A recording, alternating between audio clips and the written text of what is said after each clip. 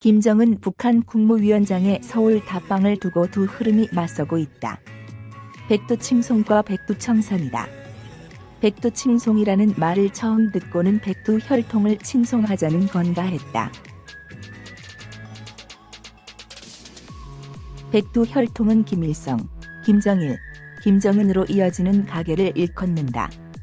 김일성 가계를 대놓고 칭송하겠다니 일반 대중 정서를 고려하면 지나치게 대담한 것 아닌가 하는 생각이 들었다.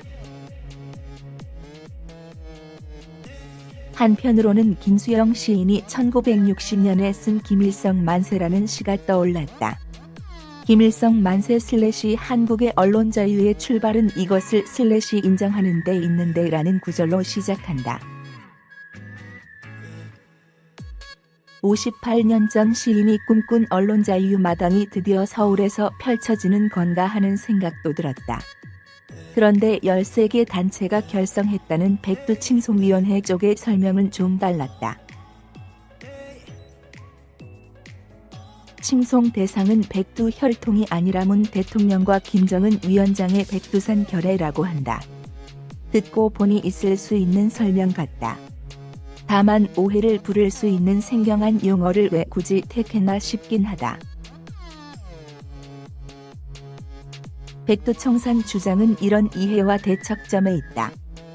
백두칭송위에 반대해 반복, 보수 단체들이 결성한 백두청산위원회 박결 대표는 맞불 집회에서 이렇게 말했다고 한다.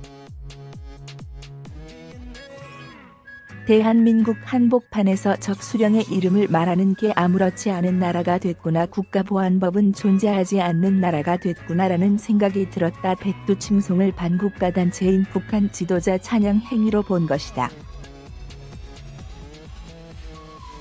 이 집회에선 김 위원장의 독재와 인권 침해 등을 들어 서울 답방 자체를 반대한다는 목소리도 나왔다.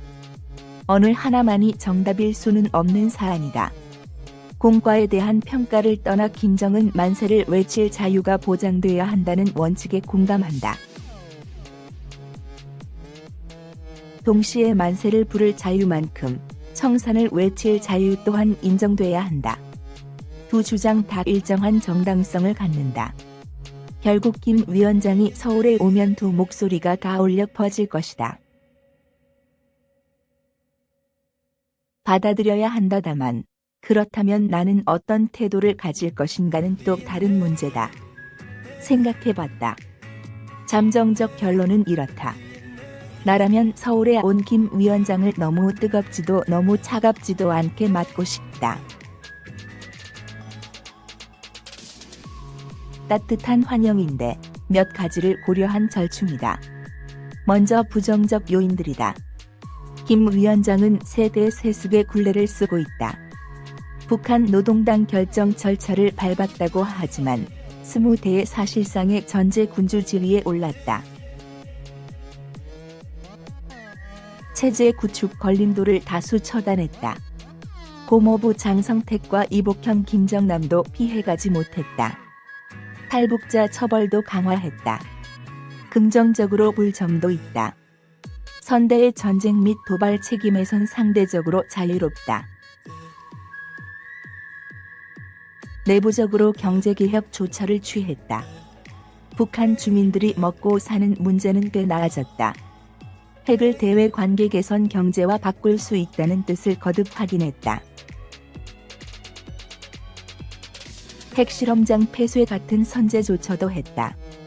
문재인 대통령에게 북한 주민을 상대로 연설하는 기회를 안겨줬다. 선대 때와 비교할 수 없는 파격이다. 조기 유학의 좋은 사례 아닐까 싶다. 이명박 박근혜 정부에서 취했던 대북 협상 원칙이 이른바 상호주의 다 포기한 만큼 우리도 하겠다는 거다. 이에 비춰서도 문 대통령이 평양에서 받은 만큼은 서울에서 김 위원장에게 돌려주는 게 맞다. 하나 더 보태자면 칭찬은 고래도 춤추게 한다.